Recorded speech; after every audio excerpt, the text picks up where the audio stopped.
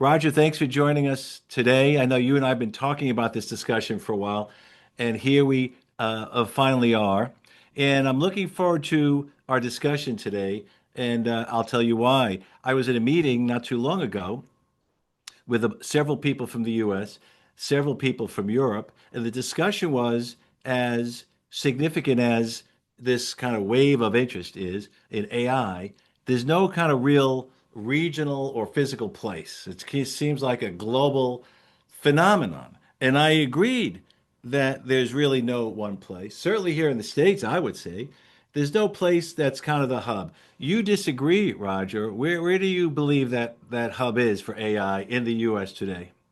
About 13 years ago, I moved to Austin from New York, and what I've seen happen is just an absolute boom in everything, the economy, the influx of tech talent, and that increased exponentially with COVID.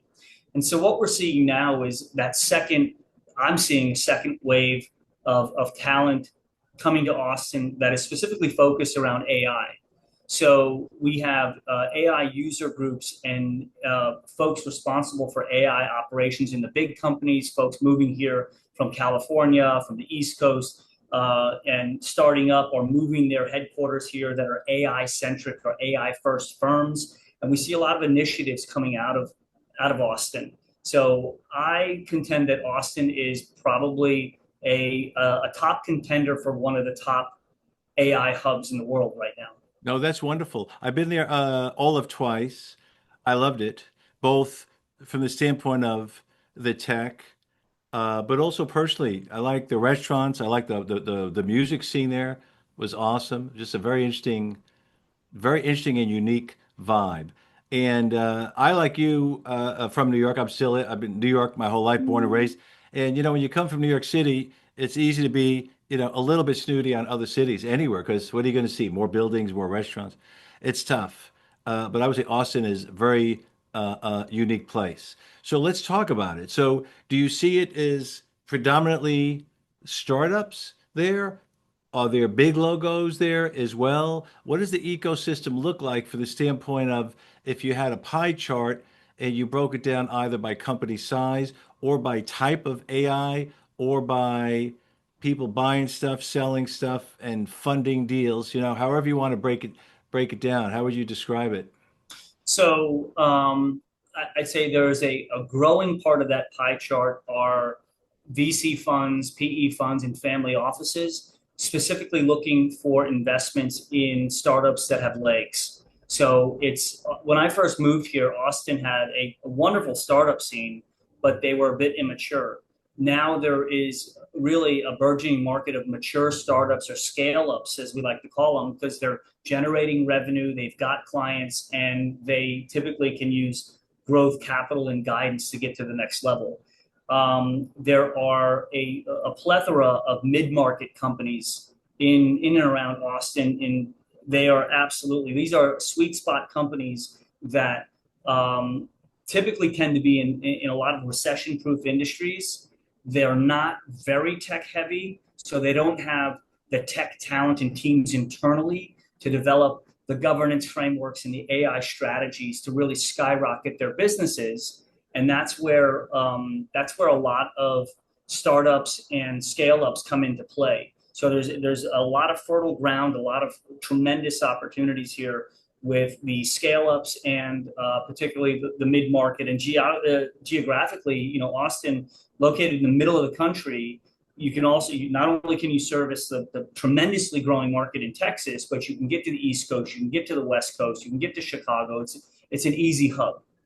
And then there are also a lot of executives that are moving here and key decision makers from some of the larger companies that are still staying in their roles, but they're moving to Austin.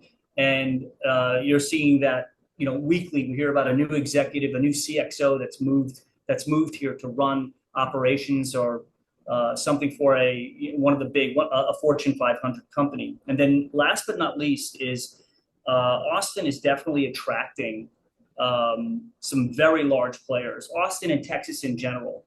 You've got large firms moving their headquarters here. You certainly have some high profile firms, Tesla, the Boring Company, so that you've got an increasing kind of draw to Texas in general and Austin in particular, because we're drawing from talent that's moving here.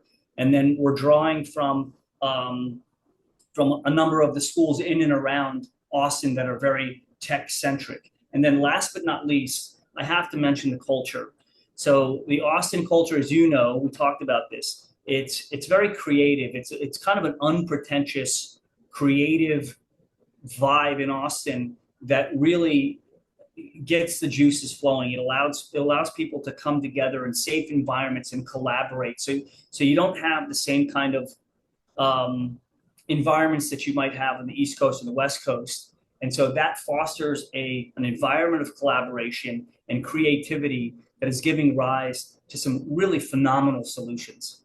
So it's interesting you say that, Roger. I think of companies that I know, both startups and scale-ups, that approached in these discussions I'm thinking of was more Silicon Valley, and uh, the majority of the stories I heard were more disappointment, meaning it was very much an insider network. Majority of these people felt like outsiders. They were attempting to break in, attempting to kind of connect. And now, granted, some startups are better than others, but even the ones that I felt were winners, they had trouble. And so so you bring up this culture. That's very interesting, and it's good to get the word out to people that if you have something special and you want to plug in, you'd likely have a more receptive environment, an ecosystem in Austin than you would in Silicon Valley. And you say maybe even in New York.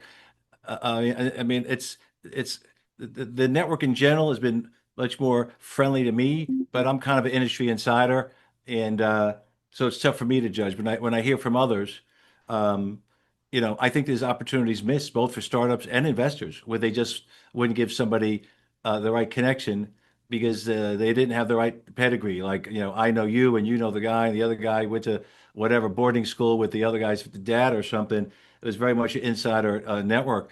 What is your advice to startups out there now that think they have something special and are looking to get kind of plugged in? Is it as simple yet dramatic as pack up and move there?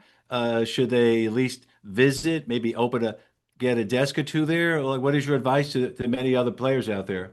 Yeah, that's a good question, Frank. I would say it's an easy market to test the waters in. So you've got a number of places like the Capital Factory and a number of co-working spaces and collaborative spaces. So you've got Plug and Play's got offices here. The Capital Factory has offices here, and a lot of them will let you graduate from simply having a desk to actually funding you. So that gets you plugged into the network. You can either do that or you could do it on your own. So there's multiple ways of skinning the cat. You can go and get a desk at the Capital Factory or a desk at Plug and Play and any number of co-working spaces and test the waters.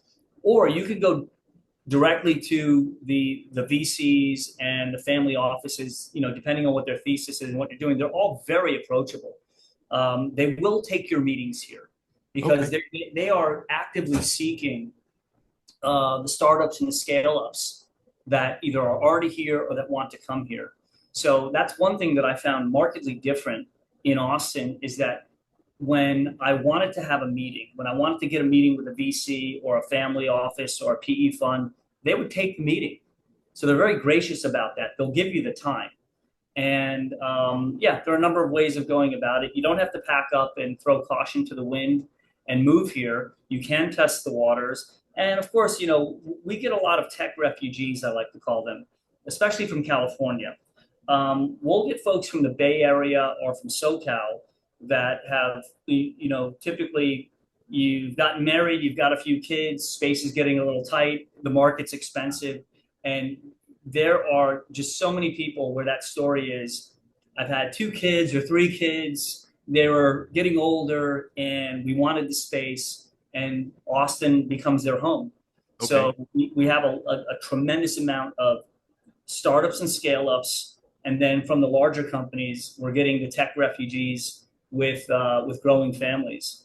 And so what that's done is that's expanded the network of the schools are bursting at the seams and they're opening up new schools, both public and private.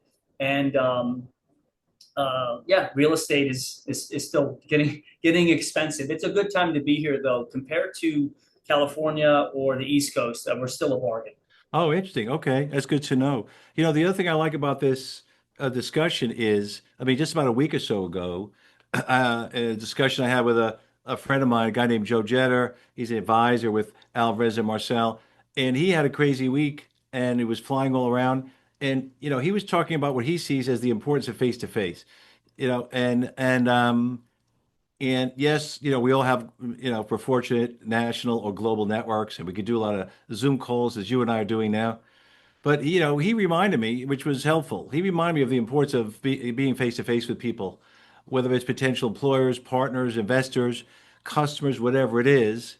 So, I feel good at times. There's about over 150,000 people in my network. It's a virtual network.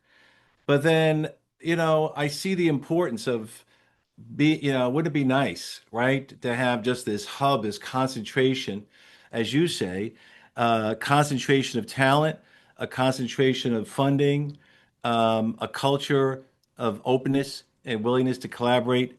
It sounds pretty attractive. Roger, where do you fit into that pie chart? Where do you fit in the ecosystem, my friend? So I've been responsible for strategy and transformation, both for IBM and for Capgemini. And that, in those roles, I was able to see how important it is to look at things creatively and be able to leverage all the resources that are available to either drive phenomenal efficiencies for our clients or new revenue streams or address regulatory security and compliance issues.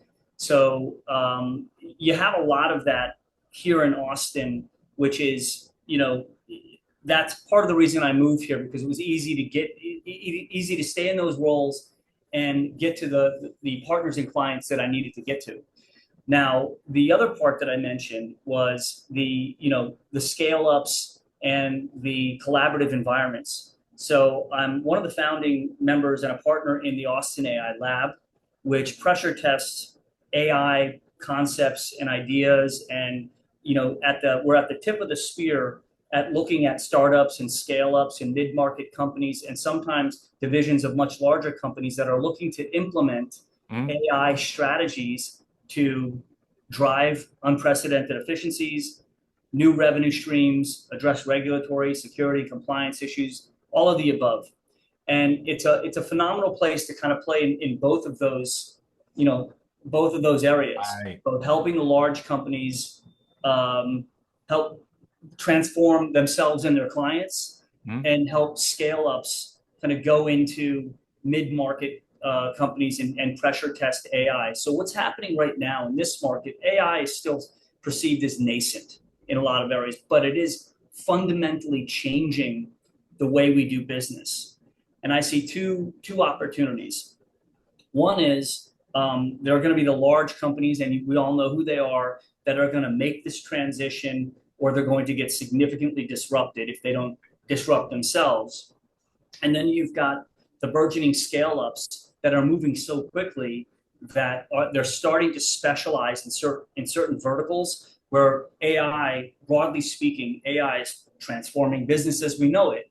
But we're starting to see specializations in certain verticals, and in particular, with Austin as a hub and the broader Texas market, we're seeing specializations in oil and gas and energy, specializations in field services and transportation, specializations in retail that we're not really seeing yet nationally or globally. And I think that's one of the big things that are going to come out of Austin. So I am super happy to be a founding member of the Austin AI Lab, which is underwritten by a company called Shockworks.